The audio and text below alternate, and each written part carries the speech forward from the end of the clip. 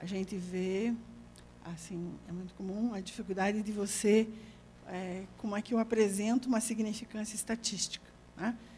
O valor de P 0,000, 10 zeros até chegar no 1. Existem, então, aqui nas normas da revista, geralmente eles também restringem, eles apresentam quais as recomendações para a apresentação de resultados estatísticos, né?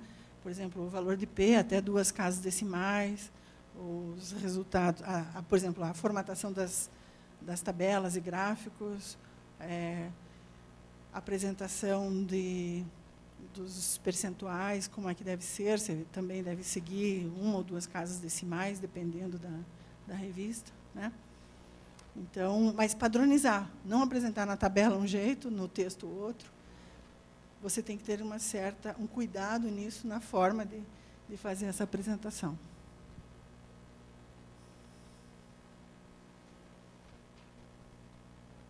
Bom, na sequência, então, vejam, nós já passamos pela conclusão, os resultados devem ser aqueles escolhidos que vão sustentar a nossa conclusão, e os métodos. Os métodos aqui, eu tenho que ter, aqui ele vai ser mais necessário você detalhar, tá?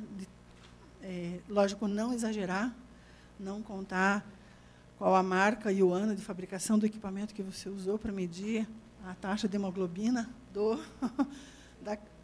porque você fez o estudo lá sobre prevalência da anemia, você usou um teste de laboratório, do microtubo, lá, não sei quanto. Então, tem que ver a necessidade de você ver a que nível você deve detalhar. Oi? Não. Por isso, a comunicação... Mas tem que ser aquela suficiente para você entender. A lógica que se utiliza para que o leitor entenda como foi feito o trabalho e que, se ele tivesse intenção de reproduzir, ele tivesse elementos suficientes para fazer a reprodução da investigação. Tá?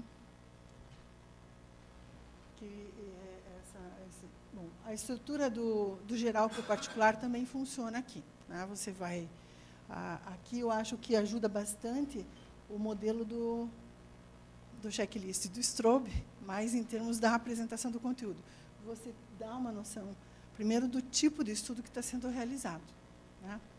O desenho do estudo, o contexto, né? Se você vai trabalhar fazer um estudo com trabalhadores de uma determinada indústria, contar um pouco o perfil dessa indústria, ou o que ela representa na área, quer dizer, a única indústria de celulose, né, no interior aqui não é a única, mas digo, você tem que contextualizar se a predominância se essa fábrica é única, ou se, de repente, a região ela representa uma indústria dentro de uma área produtora específica de um determinado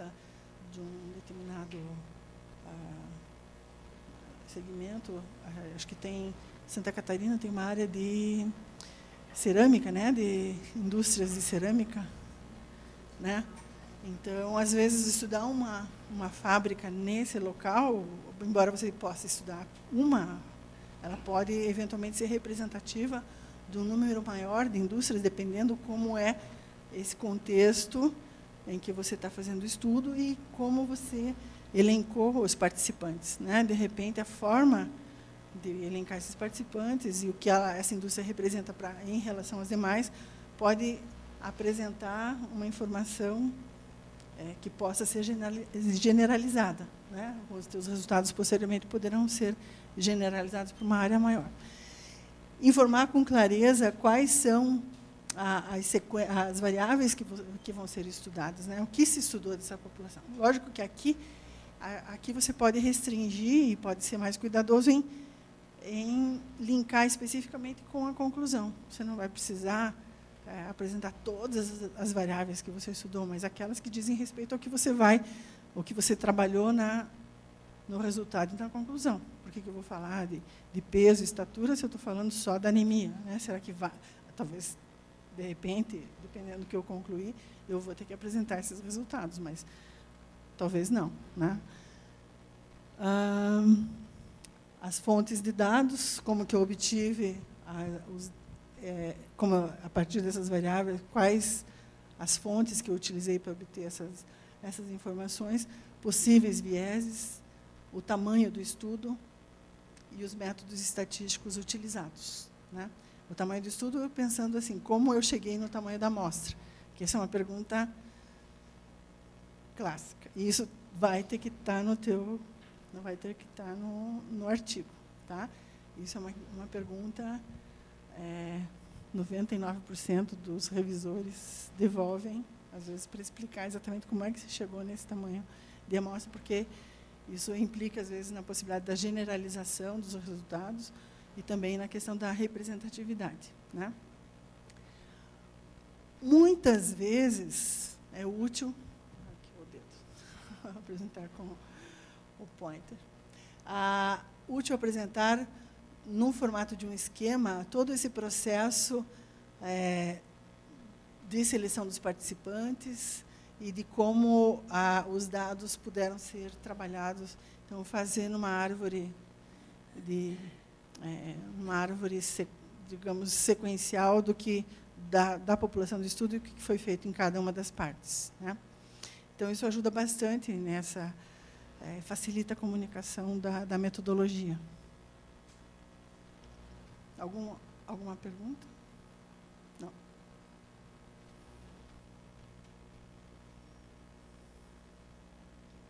Bom, a discussão, lembrem que ela encerra uma primeira fase da redação do artigo, porque ela está, o desfecho, digamos, é o corolário do que eu apresentei como conclusão, seleção dos resultados e apresentei como método de obtenção daqueles resultados.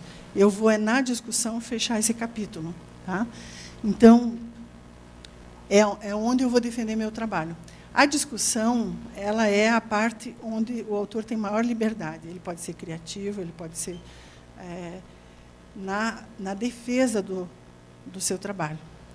Existem algumas sugestões que ajudam a você estruturar o teu trabalho. E eu acho que aqui também ajuda o Strobe, mas, em relação às recomendações, ele reforça, né? Ele sugere, o professor Gilson Volpato sugere que a gente inicie com as conclusões mais gerais do estudo.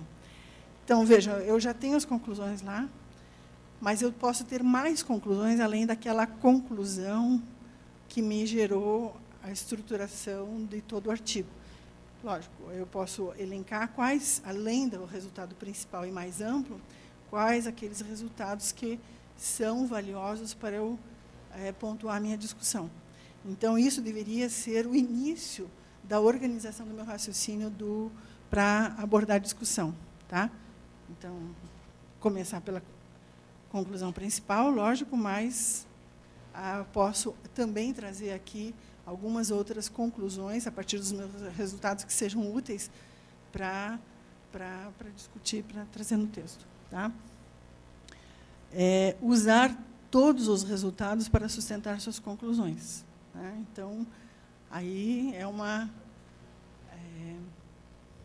você vai verificar, lógico, que o que você vai discutir, se os resultados estão afinados com aquilo que você vai discutir. Talvez, então, aí você possa rever se a linha de raciocínio que você está utilizando está sendo suficiente, porque, a princípio, se falta resultado, então você tem que decidir se vai rever o artigo ou vai suprimir essa conclusão, já que você não vai apresentar o resultado, né? Então, tem que...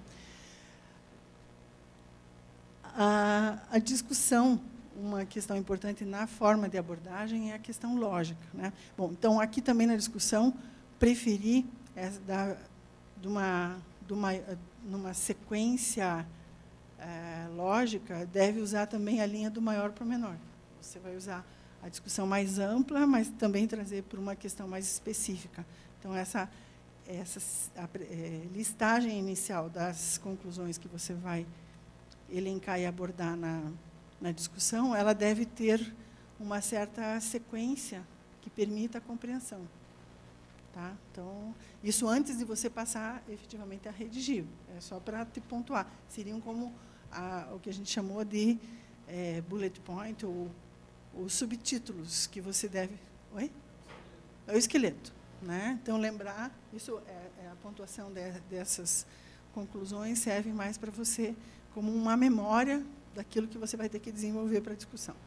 E para cada ideia, a sugestão é que você, digamos, para cada conclusão, você utilize uma argumentação e conclua, quer dizer, você utilize uma argumentação de defesa dos teus resultados. Então, o teu resultado vai chegar àquela conclusão, mas você utilizar um parágrafo para cada uma dessas conclusões, tá? E trazer, ainda nesse momento, não fazer um paralelo com a literatura. A interpretação, ela vem, a princípio, ela vem inicialmente como uma síntese dos teus resultados. A conclusão começa com uma síntese, mais para elencar uma sequência da discussão.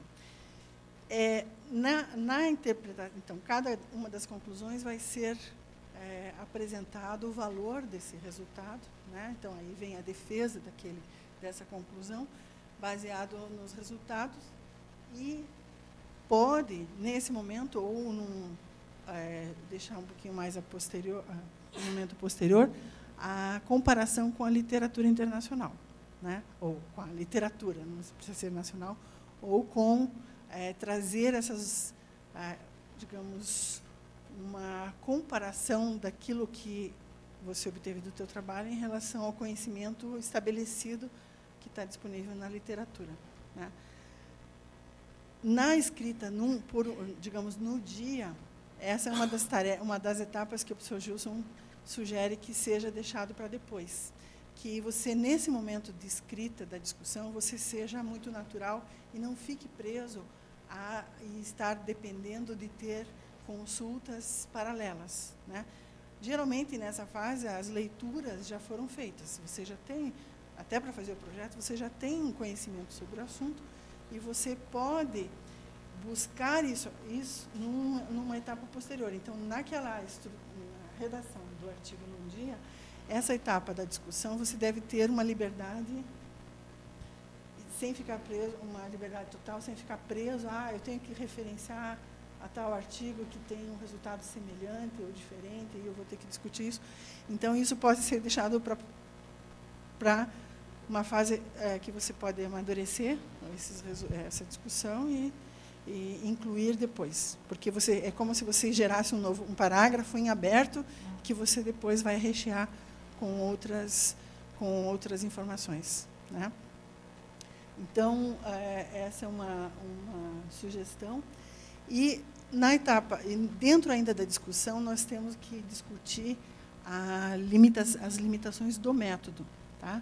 Então, as limitações do método, elas são, de certa forma, uma reflexão sobre tudo que aconteceu na pesquisa. Então, já foi abordado, né? Isso, quando eu estou na discussão, já passei pelo resultado e pela metodologia.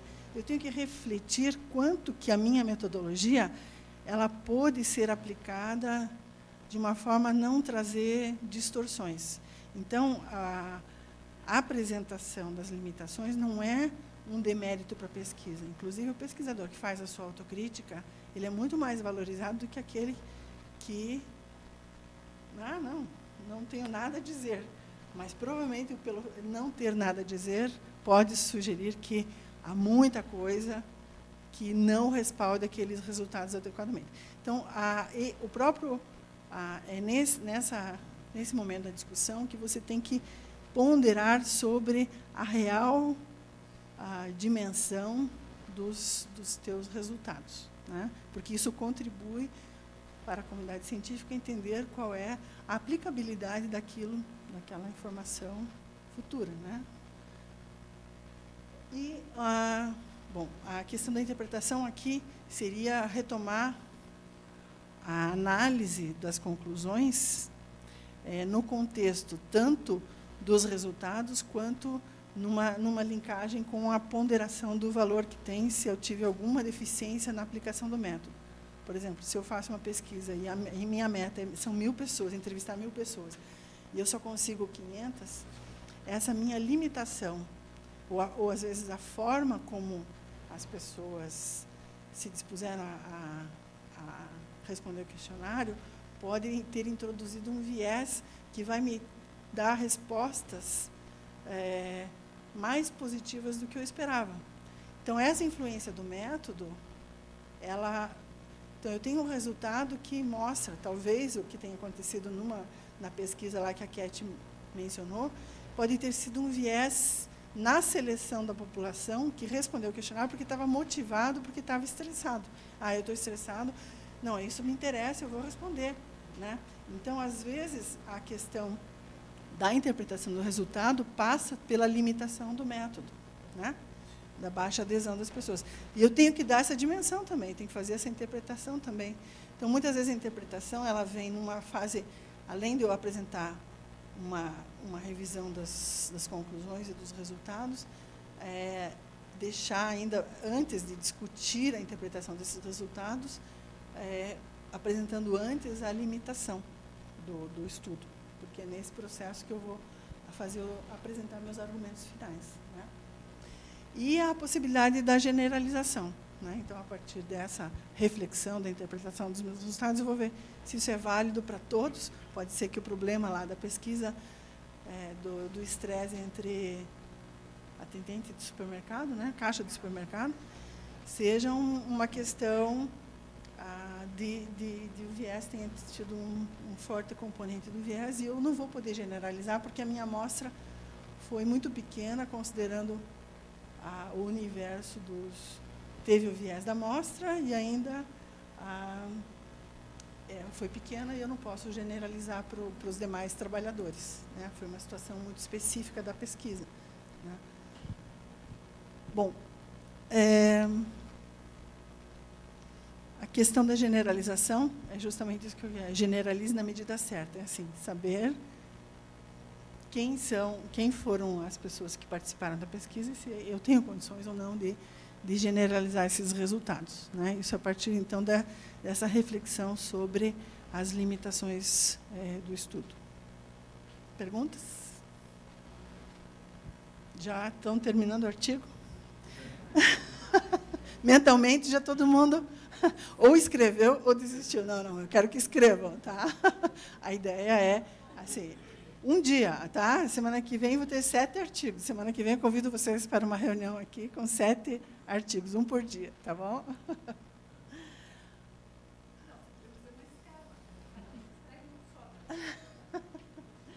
Um em 7 dias já está mais que bom, né?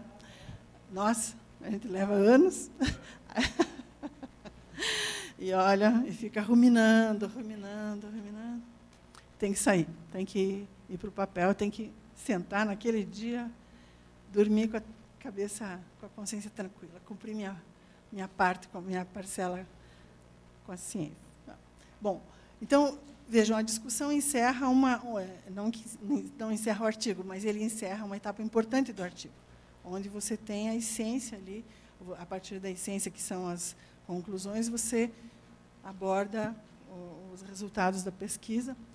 E eu tenho que justificar, né, na verdade, por que esses resultados. Então, eu vou voltando agora para o início da pesquisa, que foram os motivos que me levaram a investigar, quais eram os objetivos da pesquisa. Bom, aqui há alguma certa divergência. O professor Gilson sugere que os objetivos sejam... Eu não trouxe aqui porque eu tenho uma certa dúvida se isso seria uma recomendação geral, porque você, a partir dos teus resultados, você revê os objetivos. Tá? Bom, eu acho que, quando você faz uma pesquisa, você tem objetivos a priori. Talvez esses objetivos possam não ser cumpridos. O que eu acho é que você deve entrar numa negociação aqui. Você, a partir dos resultados mais relevantes da pesquisa, identificar que objetivos foram atendidos dentro daquele arsenal inicial, digamos, dentro daquelas intenções iniciais da pesquisa, eles se coadunam. E entrar numa avaliação se eles estão numa linha semelhante, numa direção igual, porque eu acho que quando você libera essa forma de fazer, você pode incorrer nos vieses, né? Em alguns vieses, e adaptar muito os seus objetivos para aquilo que você encontrou. Então, eu sou um pouquinho mais restrita nesse aspecto. Eu acho que você tem que ser um pouco fiel ser fiel aos teus objetivos originais e entender como que esses objetivos puderam chegar a um resultado final que conclua de uma forma consistente, tá? Então, nesse aspecto, eu acho que nós deveríamos manter uma visão mais fiel àquilo que foi proposto inicialmente, né? Qual era o objetivo. Você escreve objetivo depois, testa e depois escreve. Desvirtua um pouquinho. Eu acho que um pouquinho, eu estou minimizando um pouquinho, mas eu acho que você tem, lógico, eu acho que você tem, eu acho que concordo com você.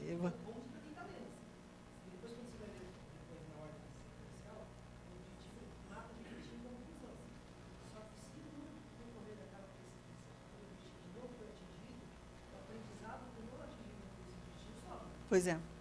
Não, eu concordo, por isso que eu acho que você tem que entender do que você se propôs a fazer, como que você chegou no resultado. Mas, lógico, uma pesquisa, às vezes, ela tem um elenco de objetivos, né? Dentro de um dos objetivos, você tinha a intenção que é justamente o foco daquela tua publicação científica, que é o foco daquela. Então, eu acho que aí você verificar o paralelo que existe entre aquilo que você intencionava fazer e aquilo que aonde você chegou, né? E eu acho que aí, talvez até voltar na discussão, e aí que acho que é a questão importante de ser honesto com a limitação, é apresentar as dificuldades que você teve em atingir adequadamente aquele objetivo em função de uma limitação do método. Eu acho que talvez isso tenha um viés do perfil do profissional, porque o professor Gilson, ele é fisiologista, e ele trabalha com a ciência básica, que é muito diferente você trabalhar na área da saúde com a ciência básica. Eu acho que tem essa vertente. Fale. Tem um outro lado dessa interpretação que talvez seja tendência. Para você produzir um trabalho científico, às vezes um resultado, você chega a um resultado que você não imaginava. Um resultado que excede os objetivos iniciais. Nesse caso, talvez você, indo no objetivo depois, você possa incluir esse objetivo, esse resultado excedente que você encontrou. Talvez seja uma explicação. Sim, também pode ser. Mas, dentro do possível, acho que você tem que fazer uma análise inicial, porque toda a metodologia, no planejamento da pesquisa, toda a metodologia ela é voltada a seguir a orientação do teu objetivo. Quer dizer, você tem um objetivo e, portanto, a forma de você atingir a resposta daquela tua pergunta que gerou o objetivo é você aplicar uma metodologia adequada, certo? Então, a metodologia adequada deveria levar a chegar a um resultado. Tudo bem, acho que nessa interpretação eu considero que poderia ser. Quer dizer, eu tenho, além daquilo que eu planejei, eu observei mais algo novo, né? Oi?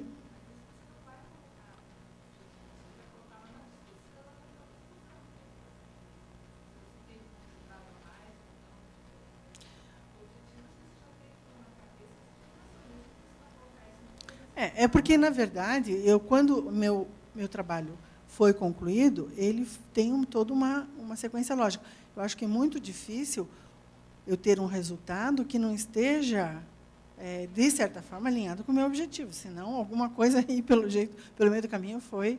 O que acontece é que eu tomar cuidado para não redigir um objetivo que seja muito direcionado, assim, adequado àquilo que eu quero, né? Eu tenho que ter um pouco de cuidado de não... Hã? Justamente, eu acho que eu tenho que voltar assim aos meus. Talvez essa questão a gente não tenha oportunidade, não tenha tido oportunidade de discutir muito a respeito, né? Isso é uma observação que ele faz, mas eu acho, lógico, que eu tenho que ver das minhas conclusões, as conclusões elas estão batendo com os objetivos iniciais e fazer essa correlação, né?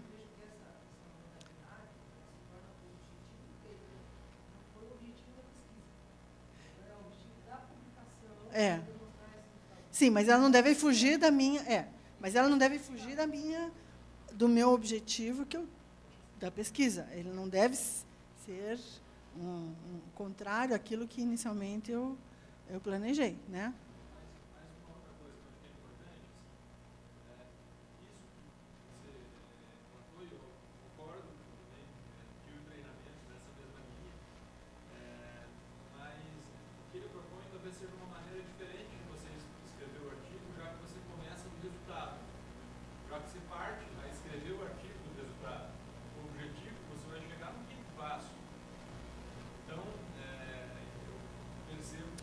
Eu acredito que assim seja a redação de um objetivo dentre um elenco de intenções que eu tinha, mas que ele esteja coadunado com a minha conclusão.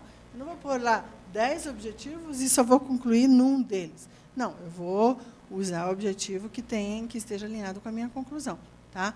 Assim, ou talvez mudar uma forma da redação em si, talvez eu tinha interesse em caracterizar a população e daí eu pude, além de caracterizar, associar aquela característica com algum outro fator, eu posso ampliar, talvez, né?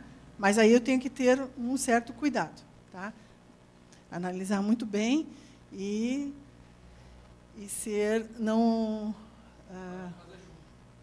eu tenho que ser, aí é uma questão tá? Aí é uma questão da credibilidade. E a gente só constrói a credibilidade da gente a partir do modus operandi. A gente tem que, digamos, você vai, tudo bem, um artigo vai passar, mas um segundo, um terceiro, já vai gerar uma desconfiança e você perde. E o pesquisador, a intenção dele é ter um reconhecimento. Imagine quantos cientistas hoje estão perdendo a sua credibilidade por uma falha, às vezes, ou até por uma questão menor, assim, ele já está perdendo crédito. Pode ter publicado muitas coisas boas, maravilhosas, e, às vezes, um deslize pode encerrar a vida acadêmica, né? Então, isso é uma questão importante, não só a vida acadêmica, mas acho que a questão técnica, né? Bom, o importante é assim, que na redação dos objetivos ele sugere que os objetivos sejam claros e específicos, né? Não confundir objetivo com um passo metodológico. Isso é uma questão importante, porque teve uma vez eu participei de uma banca